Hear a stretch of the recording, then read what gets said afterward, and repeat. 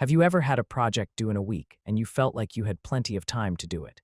Maybe it's a school assignment, a work task, or even just cleaning your house. You tell yourself, I'll start tomorrow, and then tomorrow becomes the next day and the next.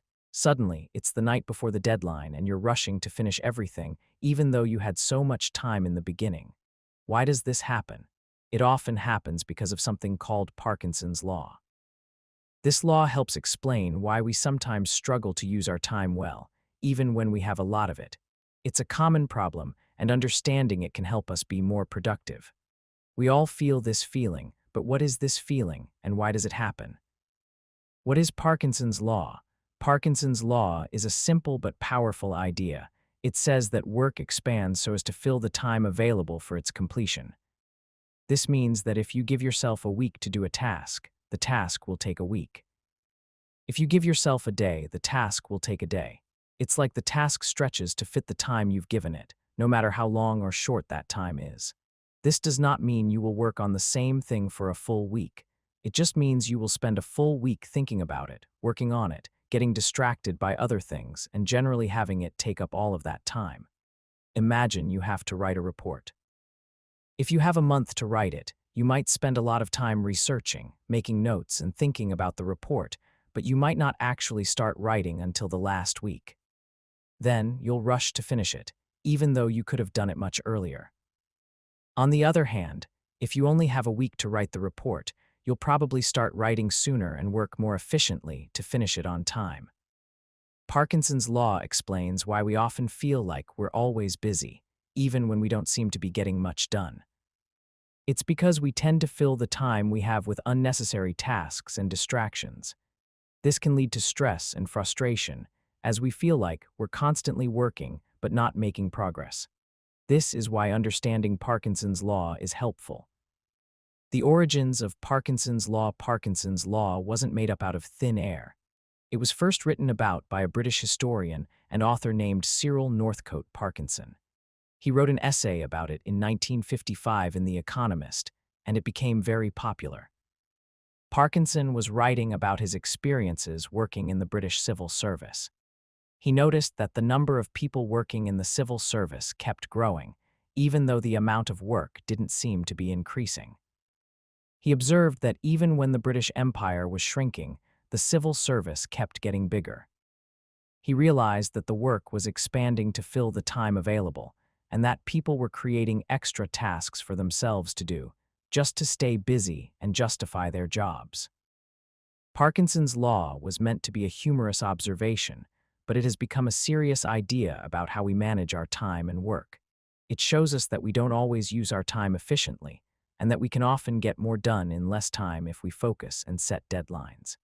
This also became the theme of a famous book, and it is still applicable to our society today. Examples of Parkinson's law in everyday life. Parkinson's law is all around us. Here are a few examples of how it shows up in our everyday lives. Cleaning your house. If you have the whole weekend to clean your house, you might spend the entire weekend cleaning, even if it only takes a few hours to do a thorough job. You might start cleaning, get distracted by something else, and then come back to cleaning later. The task expands to fill the entire weekend. Doing laundry. If you have a week to do your laundry, you might let it pile up until the end of the week. Then you'll spend the whole day washing, drying, and folding clothes, even though you could have done a little bit each day. Writing an email. A simple email can take much longer than it should if you don't set a time limit. You might start writing, then get distracted by checking social media or reading other emails. Before you know it, an hour has passed and you're still not done with the email. Grocery shopping. You plan to go to the store for a few things, but without a list or a time limit, you wander around, browsing, and end up spending much more time and money than intended. These are just a few examples, but you can probably think of many more times when Parkinson's law has affected you. It's a common human tendency to fill the time we have available, even if it means wasting time on unnecessary tasks or distractions. Understanding these examples are helpful to fight against Parkinson's law. Parkinson's law in business and organizations. Parkinson's law is especially important in business and organizations. It can affect how efficiently a company operates, and how much it produces. If employees have too much time to do their work, they might not be as productive as they could be. For example, if a team has a month to complete a project, they might not start working on it seriously until the last week. This can lead to rushed work, mistakes, and missed deadlines. It can also lead to unnecessary meetings and discussions, as employees try to fill the time they have available. In organizations, Parkinson's law can also lead to bureaucracy and inefficiency. As organizations grow, they often add more layers of management and more rules and procedures. This can slow down decision-making and make it harder for employees to get their work done. The increase in staff does not automatically correlate to an increase in production. To combat Parkinson's law, businesses and organizations can set clear deadlines, break down large tasks into smaller ones, and focus on measuring results. They can also empower employees to manage their own time and to make decisions without having to go through multiple layers of approval. Efficient businesses know how to fight this law. Parkinson's law and procrastination. Parkinson's law is closely related to procrastination. Procrastination is when you delay or postpone tasks, even when you know you should be doing them. Parkinson's law helps explain why we procrastinate. If we have a lot of time to do something, we might think, I have plenty of time, I can do it later. This can lead to a cycle of procrastination. We keep putting off the task until the last minute, and then we have to rush to finish it. This can be stressful and lead to poor quality work. It is very easy to fall victim to this cycle. To break the cycle of procrastination, it's important to set realistic deadlines and to break down large tasks into smaller, more manageable steps. It's also helpful to identify the reasons why you're procrastinating. Are you afraid of failing? Are you overwhelmed by the task? Once you understand why you're procrastinating, you can develop strategies to overcome it. Time management and Parkinson's law. Parkinson's law is also related to time management. Time management is the process of planning and controlling how you spend your time. Good time management skills can help you overcome Parkinson's law and use your time more efficiently. There are many different time management techniques you can use. Some popular techniques include setting goals, decide what you want to achieve and set specific, measurable, achievable, relevant, and time-bound SMART goals. Making a to-do list, write down all the tasks you need to do and prioritize them. Time boxing, allocate specific blocks of time to different tasks. Using a planner, keep track of your appointments, deadlines, and tasks. By using these time management techniques, you can take control of your time and prevent Parkinson's law from taking over. You can also learn to focus on the most important tasks and to avoid distractions. Time management is important to counter this law. Psychological factors. Psychological factors also play a role in Parkinson's law. Our beliefs, attitudes, and emotions can affect how we manage our time and how productive we are. For example, if you believe that a task is difficult or unpleasant, you might be more likely to procrastinate. If you're afraid of failing, you might avoid starting the task altogether. Our emotions can also affect our productivity. If you're feeling stressed, anxious, or depressed, it can be harder to focus and get things done. It's important to manage your emotions and to take care of your mental health so that you can be more productive. Understanding these psychological factors can help you overcome Parkinson's law. By changing your beliefs, attitudes, and emotions, you can become more motivated, focused, and productive. With all this knowledge, we can start to understand the law. Now, let's find out how we can beat the law. In the last chapter, we talked about what Parkinson's law is and how it affects our lives. We learned that work often expands to fill the time we have available, which can lead to wasted time and procrastination. But the good news is, we don't have to be victims of Parkinson's law. There are things we can do to manage our time better and be more productive. It's not always easy, but with the right strategies, we can take control of our time and get more done. Now, we will investigate how to take control. Strategies for overcoming Parkinson's law. There are several strategies that can help you overcome Parkinson's law. These strategies involve setting limits on your time, breaking down tasks, and prioritizing what's important. Let's look at some of the most effective ways to beat this law. 1. Setting realistic deadlines. One of the most important things you can do is to set realistic deadlines. Instead of giving yourself a week to do a task, try to estimate how long it actually takes and set a deadline accordingly. If you think you can finish a report in 2 days, set a deadline for 2 days, not a week. It's important to be realistic when setting deadlines. Don't set deadlines that are too short, or you'll feel stressed and overwhelmed. But don't set deadlines that are too long, or you'll fall into the trap of Parkinson's law. Think about how long similar tasks have taken you in the past, and use that as a guide. Make sure to also account for unexpected interruptions or delays. Give yourself a little bit of extra time, just in case. Then it is up to you to be disciplined enough to keep yourself on track. 2. Breaking down large tasks. Large tasks can seem overwhelming, which can lead to procrastination and Parkinson's law. To make tasks more manageable, break them down into smaller steps.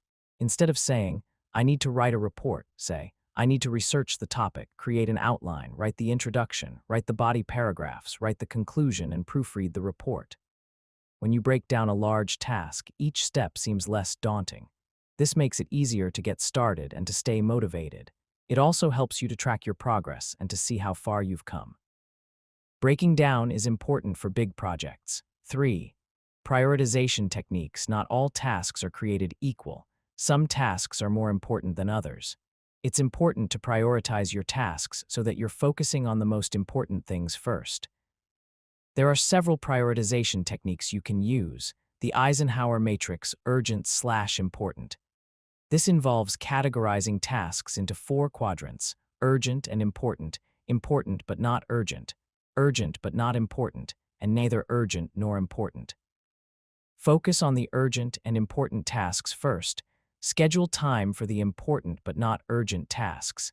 Delegate or minimize the urgent but not important tasks, and eliminate the neither urgent nor important tasks. The Pareto principle, 80/20 rule. This principle states that 80% of your results come from 20% of your efforts. Identify the 20% of tasks that are producing the most results and focus on those. The ABC method. Assign each task a letter grade based on its importance. A tasks are the most important, B tasks are moderately important, and C tasks are the least important. Focus on the A tasks first, then the B tasks, and then the C tasks. This is helpful for organization. By using these prioritization techniques, you can make sure that you're spending your time on the tasks that matter most. It's easy to get caught up in less important tasks, but prioritizing helps you stay focused on your goals. 4. Timeboxing. Timeboxing is a time management method that involves allocating specific blocks of time to different tasks. For example, you might schedule a 2-hour block of time to write a report, a 1-hour block of time to answer emails, and a 30-minute block of time to work on social media. Timeboxing helps you to stay focused and avoid distractions.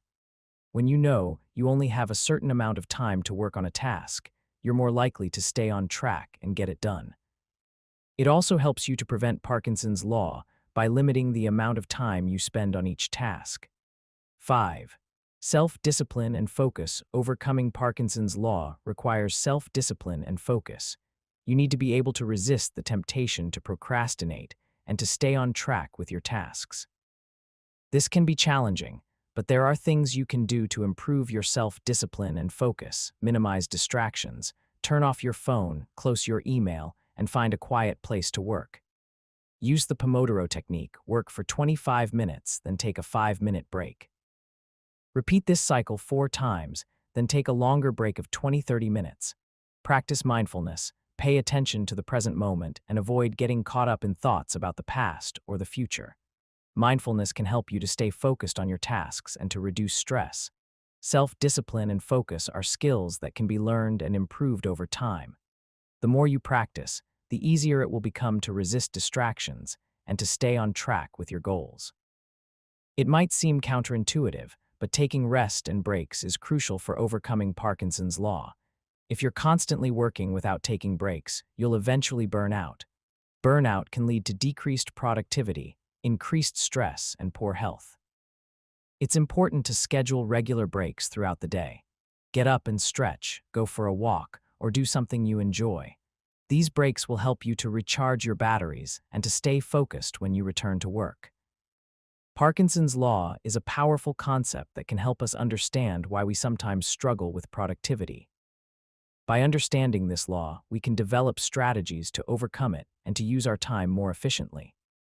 In this chapter, we've explored several strategies for overcoming Parkinson's law, including setting realistic deadlines, breaking down large tasks, prioritizing tasks, using time boxing, practicing self-discipline, and taking rest and breaks. We've also looked at case studies of individuals and organizations that have successfully applied these strategies. Ultimately, overcoming Parkinson's law is about taking control of your time and being intentional about how you spend it. It requires self-discipline, focus, and a commitment to change, but the rewards are well worth the effort. By managing your time effectively, you can achieve greater productivity, reduce stress, and live a more fulfilling life. Being mindful of Parkinson's law is the first step.